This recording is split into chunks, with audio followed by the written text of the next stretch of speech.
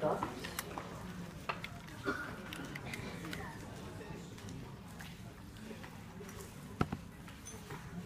So this, I think,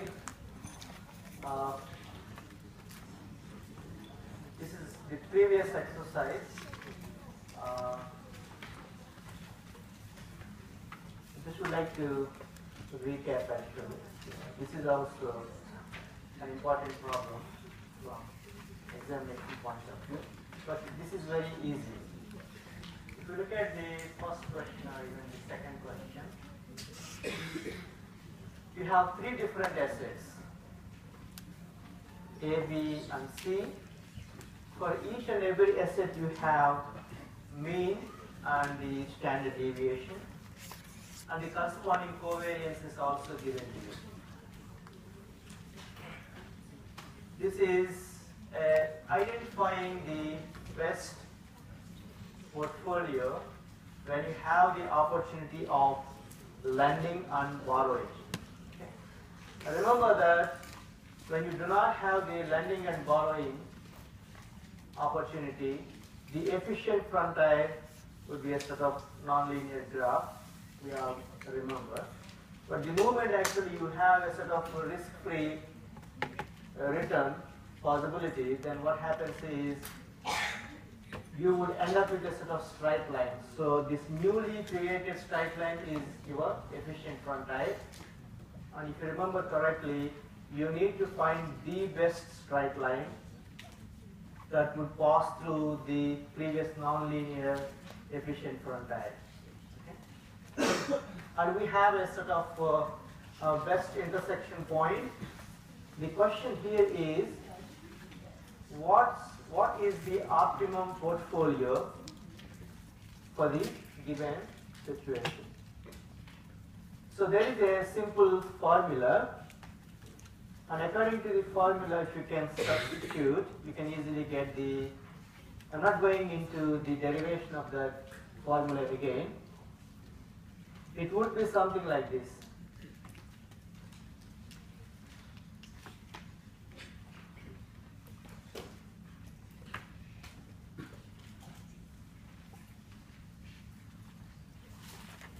You have more than one asset, obviously, once you are considering the portfolio.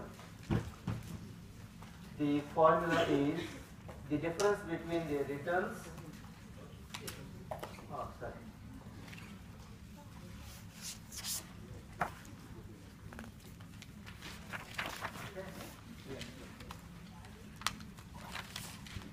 So you need to consider the following. Z1 sigma 11 plus Z2 sigma 21 plus Z3 sigma 31. Sigma 11 means obviously sigma 1 squared. So I can write this as RF equals to Z1 sigma 1 square, Z2 sigma 21, Z3 sigma 31. And similarly, I can write for the second asset. Remember that we do not know the values of Z1, Z2, Z3. If you know the values of Z1 and Z2 and Z3, then you are in a position to find the weights. Those are required to create the optimum portfolio. Okay. That is the idea. So you can write the next equation equals to Z1 sigma, that is 1, 2, Z2 sigma 2 square, Z3 sigma 3, 2.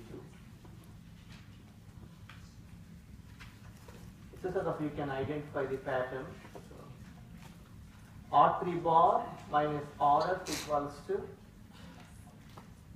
Z1 sigma 1, 3, Z2 sigma 2, 3, Z3 sigma 3 square.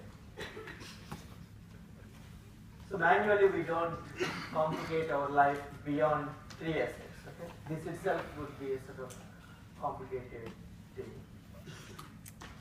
So this is how the relation must be.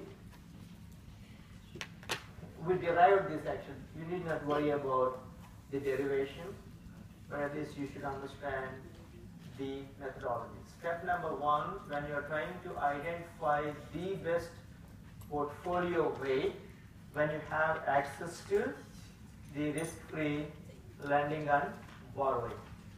And now if you come back to the given problem, according to the problem, you have the following one. R1 bar is 10, R2 bar is given as 12, R3 bar equals to 18, and you have the standard deviation sigma 1 squared, sigma 2 squared, everything is given to you, sigma 3 squared. Those are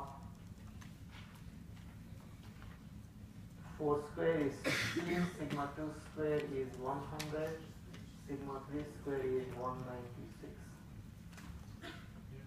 And the covariance, sigma 1, 2 is 20, sigma 1, 3 is given as 40, sigma 2, 3 is 70. Okay? I'm just noting down the values here. Standard deviation is given, that is sigma 1 is 4, sigma 1 square is 4 square, sigma 2 is sigma b in fact, that is 10, and variance is 10 square, 14 square, and sigma 1 2 or sigma ab is 20, that is covariance, sigma 1 3 or in this case sigma ac is 40. I just noted down the data. And what else I have? I also know the value for the risk-free interest rate, that is given as 5%. You can write this as 0.05.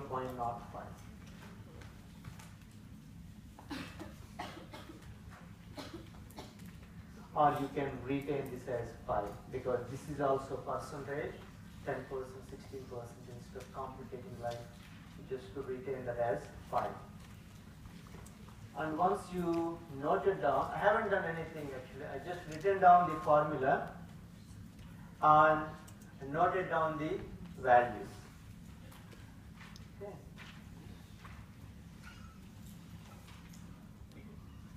So the next step is creating the system of equations. So while substituting these values, you end up with 3 different equations where Z1, Z2 and Z3 are the unknown values. So when I substitute the numbers in the first one, R1 bar is 10, RF is 5, that is going to be 5 equals to Z1, we do not know, that is our aim, finding the Z1 value. Sigma 1 square is 16 plus Z2 times sigma 2 1. Sigma 2 1 are 1 2 both are same, so I write 20.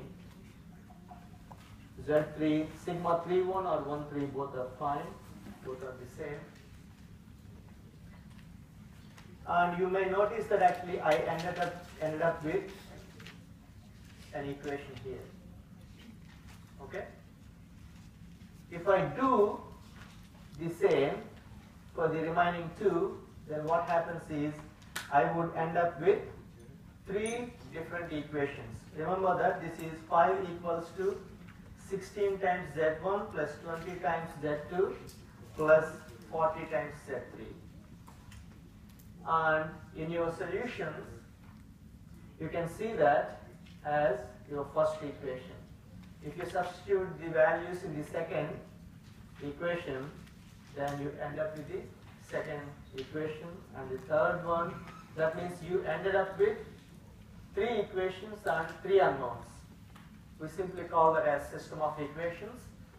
And when you solve this system of equations, I do agree that this is a bit painful task manually, but it's not that difficult.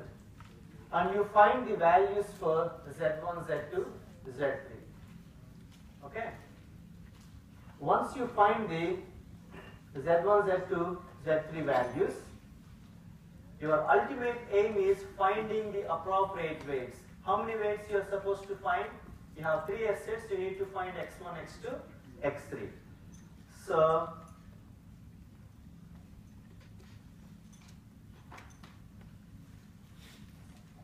x1 equals to z1 divided by z1 plus z2 plus z3.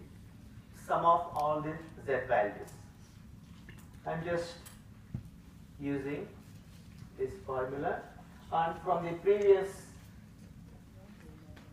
analysis, I ended up with finding Z1 value as 0.292831.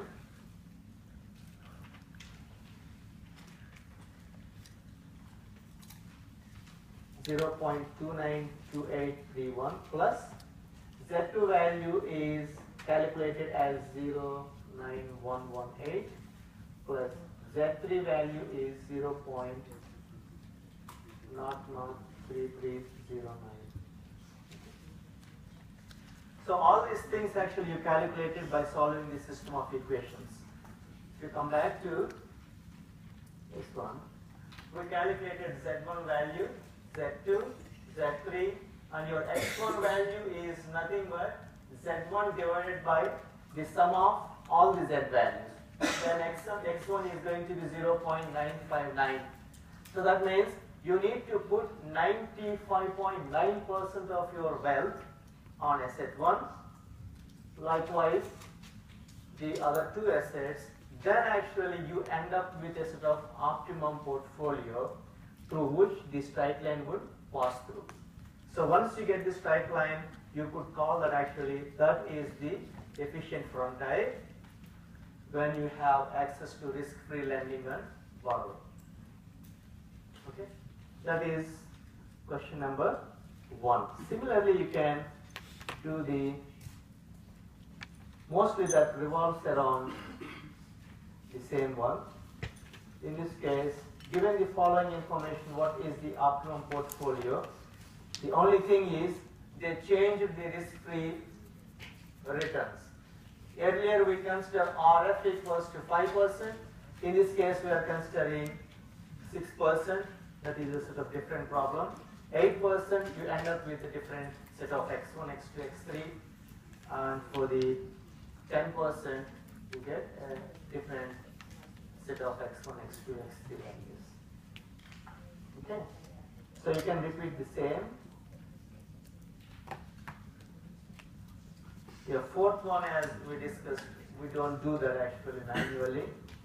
So, is that clear? Any questions?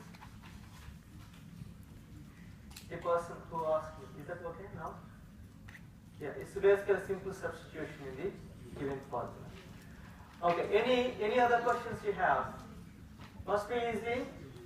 Just follow the solutions I provided, the questions and the solutions. As I mentioned, we don't go beyond the tutorial questions and the solutions. So, yeah, it's a sort of big ocean actually, portfolio analysis, portfolio management. And we don't want to complicate our life actually by considering utility functions on the top of efficient frontiers. And we just discuss the things up to the elementary things in the portfolio analysis, and we try to move on to the next topic, that is exchange traded derivatives, options, futures, and other derivatives. That is what I am going to discuss in the next 2.5 hours. Okay, are you ready?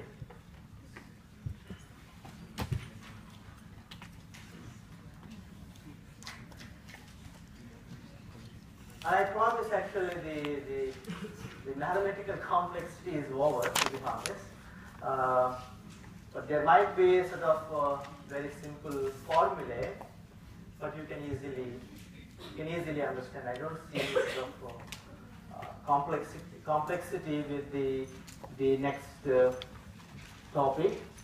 The main reason is we are not going to discuss the complicated stuff like options pricing by considering Black-Scholes model, which involves stochastic calculus. So we try to avoid Black-Scholes methodology, and we try to discuss the discrete way of doing the option pricing, a simple binomial tree kind of things. So that's why the complexity of the option pricing is reduced a lot, because we are not in math school to understand those complex models. Okay, so let me go through the slides there.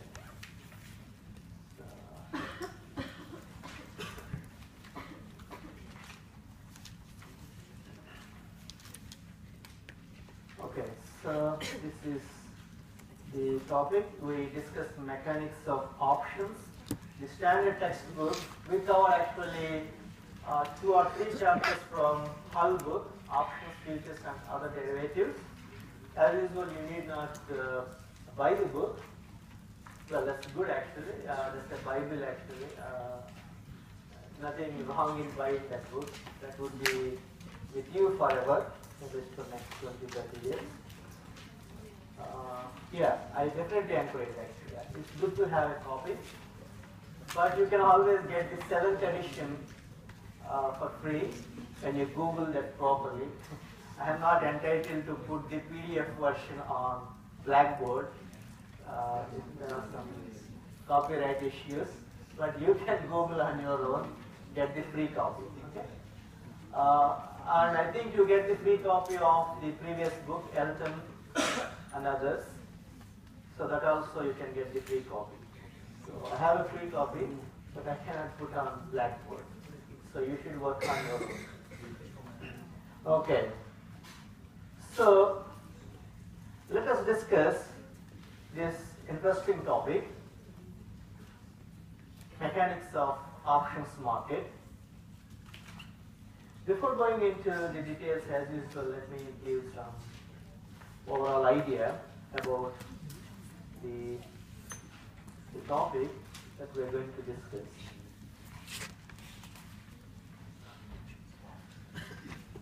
Until now, actually, we try to consider we just consider the portfolio analysis in order to minimize the risk and maximize the returns. So your efficient frontier is nothing but the maximum returns that you could imagine for the amount of risk that you are going to take. Okay. So you may diversify your portfolio. One of the main interests while diversifying the portfolio is basically minimizing the underlying risk. So if you can diversify the portfolio in a sensible manner, we all can see that actually the reduction in the underlying risk, so that means the variance of the portfolio is being decreased. But we also know that actually you cannot eliminate the entire risk. There is a sort of systematic risk. So market itself has some risk. We call that as systematic risk. Even though you diversify your portfolio, it is not possible to eliminate the systematic risk or the market risk. For example, if you are investing in a market where everything is being collapsed, so whatever it may be the portfolio you are considering, I think actually you would end up with that kind of underlying systematic risk. Now the question is there any way that actually I can eliminate the risk from the business that I am going to do? Let's start with a simple example.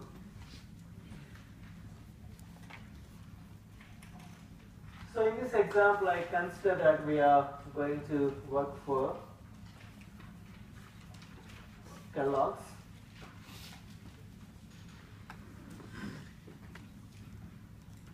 So you are a sort of actually chief financial officer for Kellogg's, imagine that.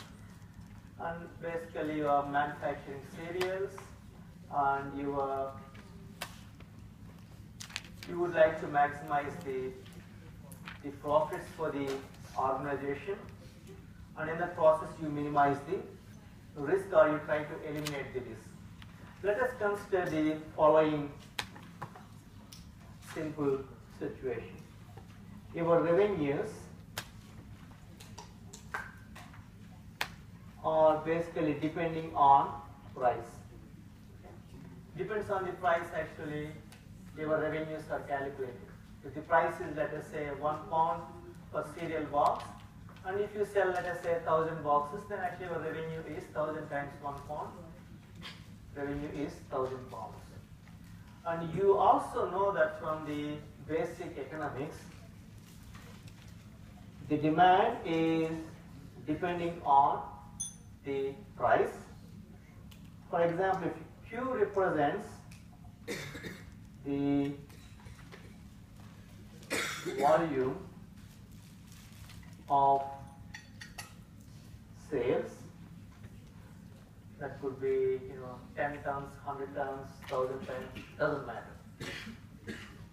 And if y-axis is representing price, more price, less demand, that is a sort of actually assumption, and you may have a sort of a relation. We may call that as demand equation, if you remember from your economics. This is a common sense actually. So if I reduce my price, then actually I can increase the volume. So that means your sales is depending on price. Your sales is heavily depending on price. Okay. So then revenues are obviously depending on sales. So obviously your revenues are going to depend on price. And you know that profit is equivalent to revenues minus cost. To be honest, the profit is total revenues minus total cost, but for the sake of simplicity, profit is nothing but revenues minus cost. Your revenues are depending on price. Your cost is basically the amount of money that you're going to spend while basically making the cereals in Kellogg's. Okay. What is the crucial element actually you could imagine? The cost wise, you need to buy the cereals, you need to add some sugar. So let us say that actually you have your own sort of warehouse for cereals and you do not have any issue because you are basically growing your own cereals. But the thing that you are basically buying from outside is, let us say, sugar. I'm just giving a sort of toy example so you can sense. But sugar price would change on daily basis. Okay, if you look at the commodities market, if you just go to Chicago Mercantile Exchange, CME, then you can see that actually today's price, there is a sort of price fluctuation in sugar. So that means your cost might vary on daily basis. Do you understand? Your cost might vary. You are basically you are basically manufacturing the cereal boxes, but the cost is involved on the price of the sugar, and you know that actually the sugar price would vary, so that means your costs would vary. But the problem is, you made some forecast about the revenues based on the price. Can you change actually your price on daily basis? Usually people don't buy. For example, if you keep changing the cereal box price on daily basis, then actually people may consider some other brand. Okay? So that means there is a risk. You may fix your price, let us say that price equals to 2.4 pounds per kilo. I'm just throwing a number, okay?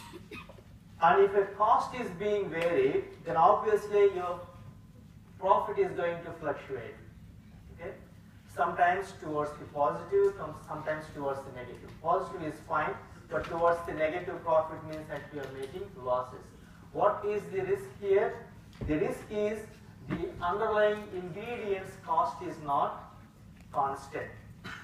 Okay? Sugar cost is not constant. How can we avoid the situation? We can easily avoid the situation by applying simple brute force method. One way of doing things is basically you buy all the required sugar. Let us say you may need, let us say, 100 tons of sugar for the next 6 months. You buy all the sugar and keep in your warehouse. Then actually you don't have any issues with the price of the sugar. That is a sort of brute force method, and it is not possible. Is there any other way that actually we could eliminate the risk? I think you know what are the things one could do. I cannot buy all the sugar and make my underlying cost as constant. The other possibility is I find somebody who is going to supply the sugar for the fixed price for the next 6 months. If that is the case, I can make sure that the price of the cereal box would be constant while I am maintaining the same profits. Did you follow that argument? So basically, what I need is the following.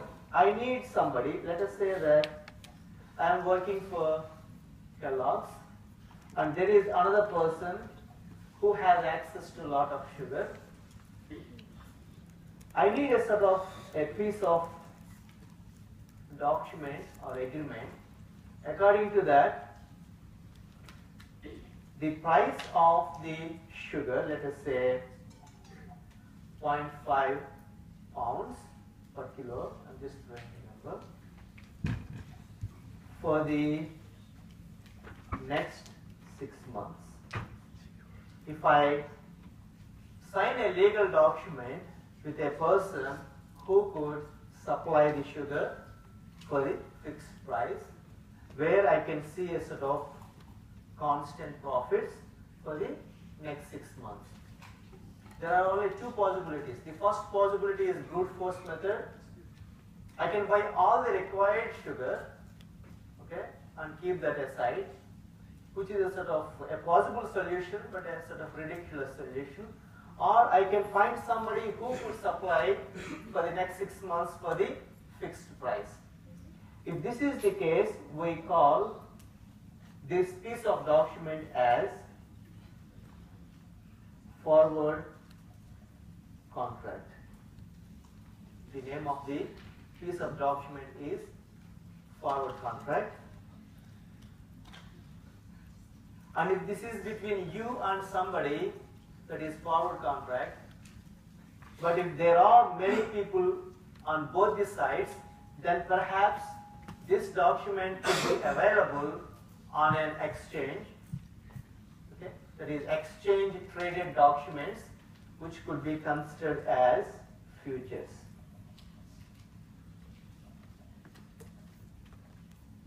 Exchange traded. If there are only two people, that's a sort of tailor-made legal document. We call that as forward contract. If there are thousands of people who are willing to buy sugar on one side, and there are hundreds of people who are willing to sell the sugar, then actually there might be a sort of well-organized exchange where they can exchange these piece of documents. If that is the case, that piece of document is known as future. Conceptually, there is no difference. The only difference is one is over the counter between you and me, that is over the counter, and in the second case between two sets of people who are interested in buying and selling and signing the contract. That is basically futures. Okay? So if you have this kind of market action, then you can eliminate most of the underlying risk. Remember that We entered into the contract because we have seen some underlying risk. This underlying risk you cannot eliminate by using your portfolio management, obviously. So you can eliminate such a type of business risks by entering into forward contracts or future contracts. Okay? So whenever you want to eliminate, you just enter into the future or forward contract, then actually your risk is eliminated. In this case, your risk is basically fluctuation in the price, and once you sign the contract or once you buy the future, then there ends the story. Continuous supply of sugar will come to your company, and you basically literally eliminated the underlying risk. Okay? That's why most of the people are interested in these contracts, and it's basically a very big market, futures market. Forward contracts also. It's over the counter between a specific set of people. So this is what actually we are going to discuss. Now the key question that we are going to answer is the following.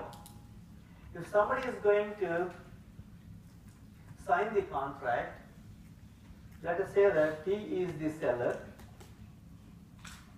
and you are the buyer, why should anybody sign the contract? Well, okay, you are getting the gain, you are basically eliminating the risk. What is the benefit the seller is going to see? Well, okay, he is selling his sugar, well, okay, he is basically improving his revenues, but apart from that, actually, while signing the contract, the seller would give a price for the contract, okay? That is nothing but the price of the future. We should know the appropriate price for the piece of document. That is the story we are going to discuss in the next 2.5 hours. 2 hours, 2.5 hours. Okay. So, any questions? Any questions? Okay. So let us move on.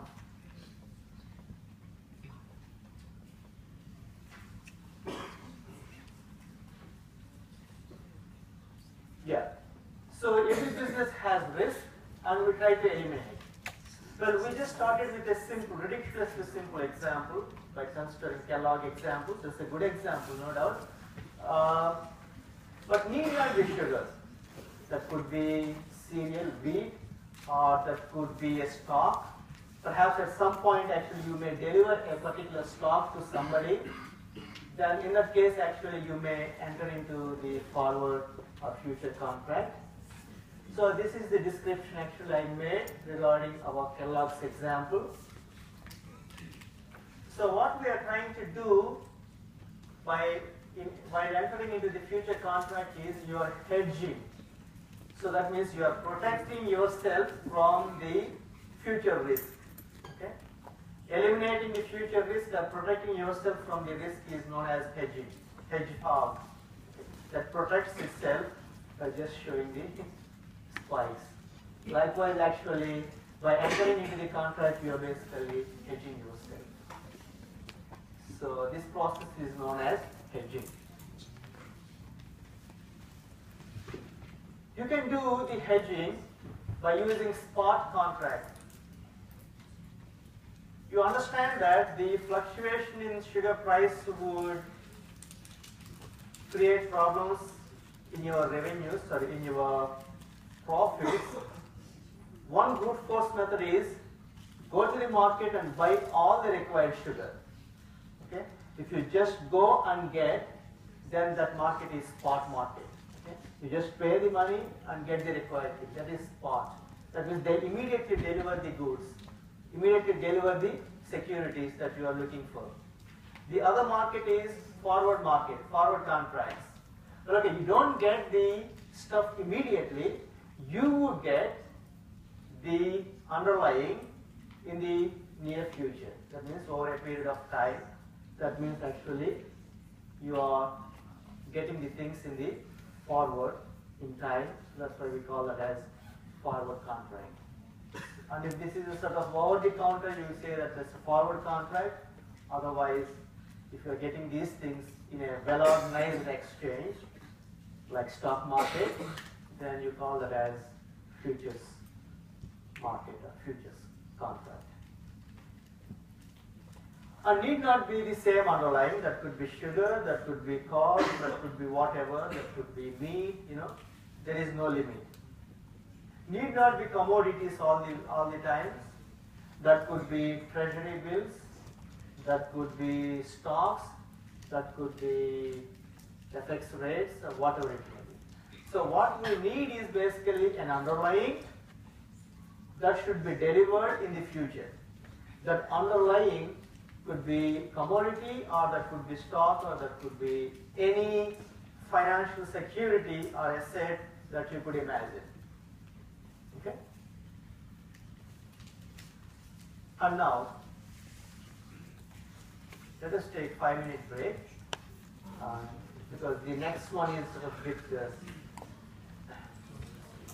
heavy. Just big break, 5-minute break.